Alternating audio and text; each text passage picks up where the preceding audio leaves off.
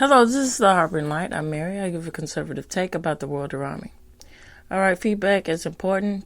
Please feel free to reach out.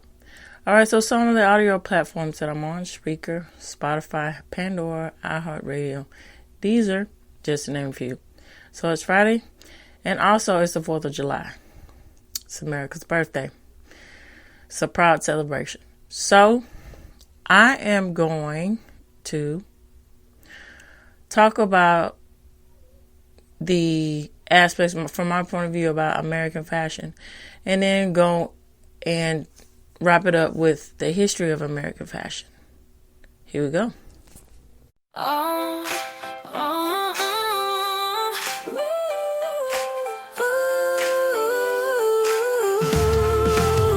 In the heart of America, fireworks light the sky. On the 4th of July, its flags are held high. Parades of red, white, and blue fill the streets. A proud anthem plays as freedom repeats. In India's dawn, the colors unfold. The spirit of history, brave and bold. Children sing with joy, the future in their hands. As the nation rises, in proud united stands. This is the celebration of freedom's flame. In every nation, the joy is the same. From east to west, under... Oh my goodness. American fashion. So, it's quite interesting. I'm speaking from the point of view of a 90s kid. I grew up, I was coming of age, I was all of that when the 90s hit. And so that was a pivotal time of fashion. It was, early grunge. Grunge was even, by the time 1994 hit, so, it was out of the waves and it was more massive, But when you started to see all these things, trends and everything on the runway about grunge, it was on its way out. It's just one of those things, because grunge in itself is the prime example of talking about going against the establishment and all that, and that's what rock in its essence. Excuse me, I got a crick in my neck. Sorry about that.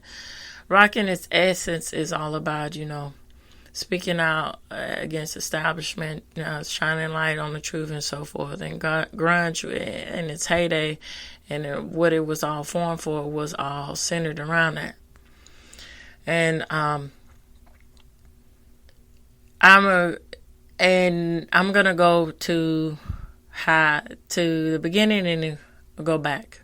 So what I mean by going to the beginning is quite interesting, in the sense of history and how American fashion and history places itself.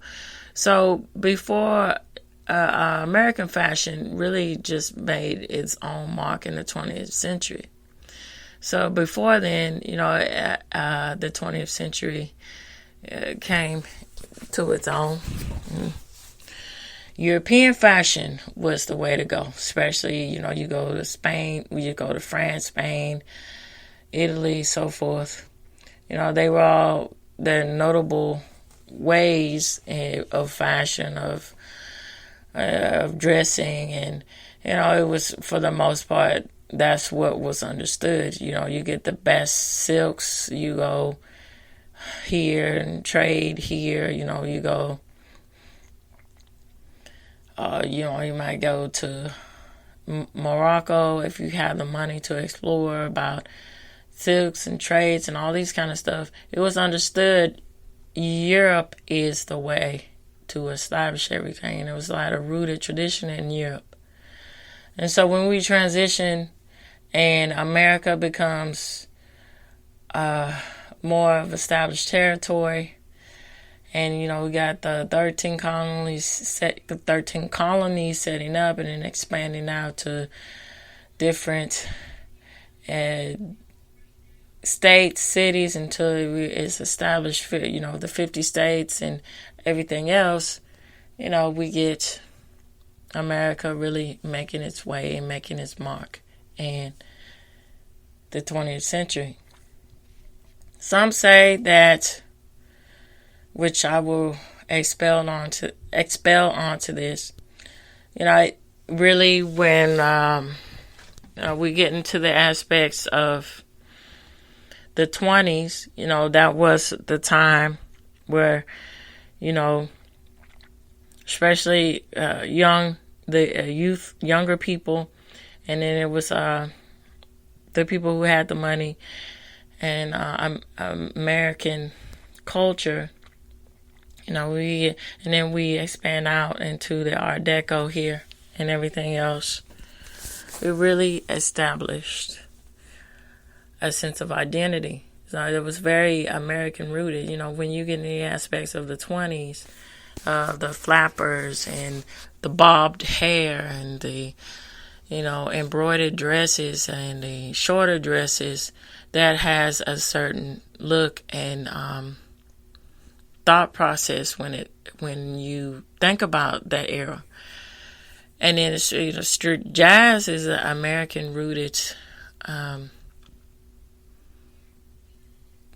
something that was invented really in America, from what I understand. And the whole sound, and also to complement that, the fashion that really goes in, that's an American rooted thing. And so when you get into the 40s, the class and sophistication, that's when it really, the whole world was starting to watch and look, It, excuse me, it's slowly taken off in the 20s, but it really made its own in the 40s from my point of view. When we get in the aspects of cinema, of all of that, movies. And you have women like, oh my goodness, there was international with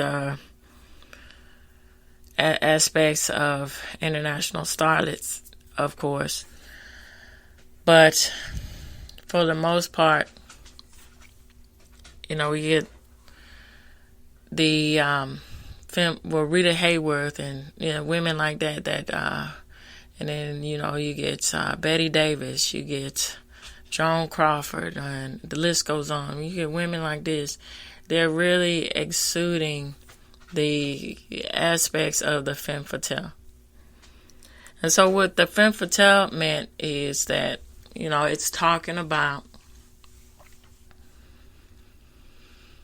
the crossing the line out of being subtle with your sensuality.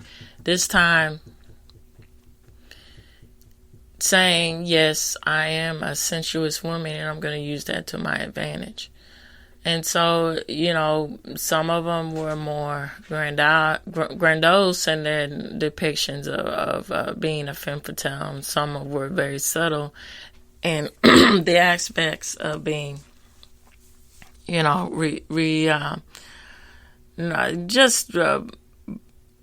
for instance, a really good example of that would be It's a Wonderful Life. Okay, I can't think about the actress's name, but anyhow, because she was in so many movies and it's just one of those things that tip of the tongue, and you have what she looks like, and about a day later, so or 10 minutes later, oh, that's her name, Anyway, so anyhow. The actress Mary was the name of the character in It's a Wonderful Life. She was very feminine, and she had the brace, the marking of femme fatale femininity, but it was very soft and subtle, and she was very submissive to her male counterpart, to her husband. And it was all about the respect and the respect and understanding and everything, and the admiration of her place of being a wife and a mother and being all of these things and being supportive to her husband. And that was very different transition about the imagery of female roles as far as cinema goes. And then, online you get actors like Grace Kelly that exuded class and sophistication and very, very, very demure. And then Audrey Hepburn really took that to an extended imagery. Even though she was an English actress, she was in American movies and so forth, and she had a lot of international and American success. She really changed the imagery too in itself about the aspects of femininity and sophistication. And so, you got the sex symbols with the Marilyn Monroes and so forth, and all of these things, the Marilyn Monroe type, all these imageries that really rooted into the aspects of American culture, American fashion and culture. And so when it really made a way when when you get in the aspects of still, even with the 60s culture, that was still more, international, we get the mod look, that was more British street fashion, but American fashion really, from my point of view, really started to make a mark when you get into the aspects. When you started out, when the beginning of it in the 20s and 40s, it started to make its own in the 50s. And then again, resurface again, I think, in the 80s, because that was the time, we get the yuppie mentality. Hey, I want to go to college. I want the best of the best.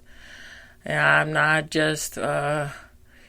I'm goal driven when I'm in to find my career, to do this, to do that. I'm not just here to waste my time. I want to have all the access. I want to have more is more and less is whatever, kind of mentality.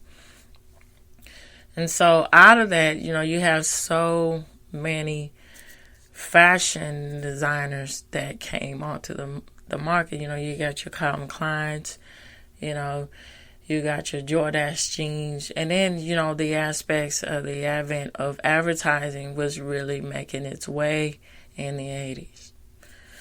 And so going on here to the 90s, 2000s, and today, it's one of those things where it's really a circular notion that fashion resurfaces itself. And it's weird because, I was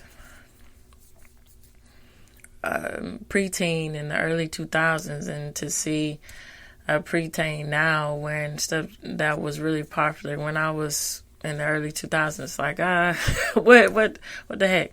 But, it's one of those things. So, yeah, I mean, I would say the 90s really saw, like a definitive culture in fashion. You got the aspects of mainstream fashion when we get into Reebok and stuff like that. Adidas, Adidas was really popular in the 80s and becoming more popular again in the 90s, and then resurfacing again in the early 2000s with shoes and so forth. And then you get like the Kango pants, and which is late 90s and so forth. And then you get the Guess jeans, which Guess is one of those things like Abercrombie and Fitch. Well, Abercrombie and Fitch is very, very interesting because that company It's just, how the adage goes, only in America, which is really true. When there is even though there, has negative connotations to it, when people do idiotic crap, and you're like, only some moron like that can make it in America because they have, the sources, the protection to do so. Within itself, it's also, even though that's negative, it's also a compliment to the aspects of the American structure system that, anybody has a chance, really. So, Abercrombie and Fitch, it was really from what I understand, it was like a outdoor sportsman sort of company.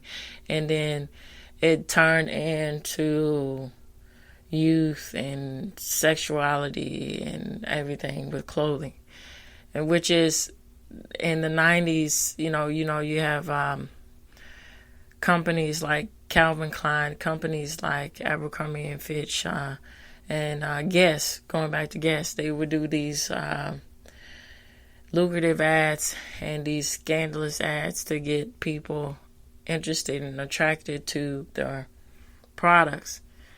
And, you got a whole genre of type of, in its aspects of, for instance, Kate Moss, even though that she is a English supermodel, she came on the scene, and then you got the Marky Mark imagery, and then, dispositioning them into a Calvin Klein had the aspects of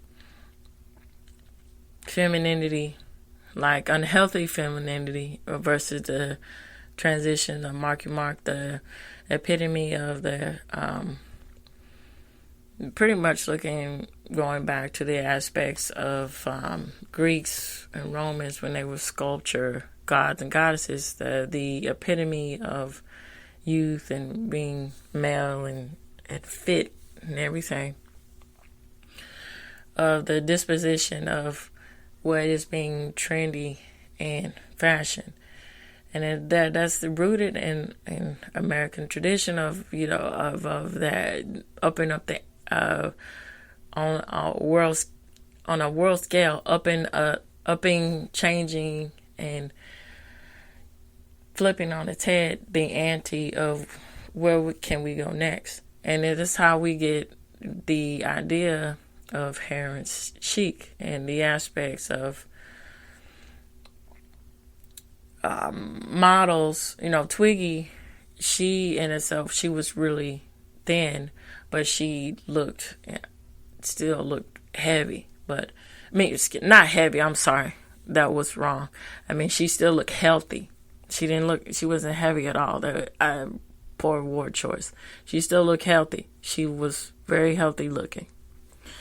But, when you get to Kate Moss, when she became more and more famous, she started to look very emaciated, to where, you get that term hair and chic. And so, this whole aspects of fashion and scandal becomes more and more prevalent, And then transitioning from that, you got Cindy Crawfords, the Evangelistas, and, Naomi Campbell's, and you got the Tyra Banks, and, all these assorted models becoming household names. And so that really was very prevalent in the 90s. And, that's why that was an American-rooted thing, because the power of advertising was being displayed on a grand scale of saying supermodels in themselves are the ambassador for the advertising, for the products and their advertising companies. And, they were using them on an even larger scale and saying, does advertising really work when it comes to products? And that's something to think about. And so I just think the aspects, and then, getting the aspects of something that's American made. When I was growing up, that's coming back now. that, it's really important to stop outsourcing things and bring it back on home, because that's taking away, from the economy, when they're taking away skills that were long forgotten. When I was growing up in the 90s, there was, American-made companies, and that really stood for something. And these people had, skills that are not really useful or known now, because those things were outsourced. And so that's really something to think about. All right, so I'm going to end and wrap up with the aspects of American history and fashion. Well, American fashion history, that is. Here we go. All right, so this source will be provided for you in this episode. Okay, so women in the United States, initially in the 20s, had a new feeling of freedom and independence after concluding World War One. So the flapper, a new kind of young American lady whose attire was suited modernity, first appeared during this decade. So this period became the rise of American fashion history. Prior to the 1920s, American women made an effort to seem older than they actually were. But once the 19th Amendment, which guaranteed women's rights to vote, went into effect in 1919, women started making an effort to look younger and younger. All right, so Depression in the year of the 30s and 40s. In the 20s, which is titled the Roaring 20s, the decade that followed got off to a whimper. So the American economy was destroyed by the Great Depression, which lasted from 1929 to 1939, 10 years. And fashion was given less importance as bare survival took more importance. So the Harlem Renaissance, however, was an astonishing movement born of the fight. Black Americans in particular, who were people of color, transformed fashion, literature, and the arts. The wool suit was the style craze from the era that lasted the longest. High-waisted, leg-tight cuff American outfits were popular by Black, Mexican American, Italian American, Filipino American men, and they typified the color, the aspects of the coolness era and the era of post-World War, which is the 50s. So the 50s saw a comeback of fashion in American society after World War II. The economy was booming, and it was a significant drive towards materialism, which is still a trend as of today. Characterized by the decade, in contrast to the autonomous American fashion history of the Roaring 20s, and this is of women of the 50s were expected to appear and dress a specific way, and many for the most part, adhere to the newly established standard of beauty. Hemlines substantially shrank through this decade, reaching the mid-calf or even ankle length, with the hourglass shape gaining in favor for suburban housewives. Dresses with fluttering, vividly colored skirts quickly became the norm. Working women often wore the considerably more form-fitting knee-length pencil skirts. So, a decade of me with the 70s. The teenage counterculture movement of the 60s set the stage for innovation and modernism, paving the way for the 70s fashion, taking trends off. But unlike the 60s, a lot of Americans chose to distance themselves from political movements in the 70s. And instead of putting their attention on themselves, this change was had often been described as a return to normality. So entering the 70s, the moniker of the Me Decade. Young people were increasingly wearing pantsuit and day wear with a masculine edge as more women entered the office than ever before. Additionally, women wore skirts of various lengths, often choosing tight-fitting short skirts for daily use. High pants, which were originally worn by young women in the first half of the 70s, were tight-fitting shorts and an inseam length to 2 to 3 inches, gained popularity in the late 60s. So creativity blended with fashion. So in the early 80s, fashion was comparable to that of the 70s. However, by 84, pop icons like Madonna, Cyndi Lauper had introduced a sense of fashion in the era. One that prioritized pushing boundaries with original patterns of American outfit. Quirky color schemes and distinctive designs, women started wearing skin-tight leggings of cotton. So textile. So they teaming them with big sweaters off with the shoulder blouses made of spandex. So young ladies, furthermore, wore figure-hugging crop tops over loose-fitting parachute trousers that ended just above their belly button. So clothing with layers had become more trendy. So a period of power dressing. So power clothing became a new trend for working professionals in the 80s. Fit knee-length skirts and tailored jackets with shoulder pads were required for power attire in American style of clothing. The anti-fashion trend. So in contrast of the flamboyant American teenagers, so when we get into the aspects of Gen X, with the 90s here. And the 80s, 90s saw a marked increase in minimalism. Early in the 90s, adults favored loose-fitting jeans, basic t-shirts, and knit sweaters, while preteens and adolescent girls often chose neon apparel and hot pink, green, blue, orange, and yellows. So the milder tones took their place.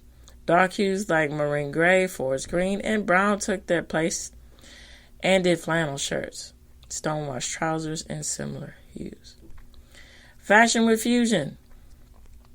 So following the 1990s, the fashion in the 2000s departed from the minimalist approach, fusing trends from other styles. American fashion brands started adding more color and patterns to clothing in the early 2000s, drawing ideas from retro outfits from the 60s, 70s, and 1980s.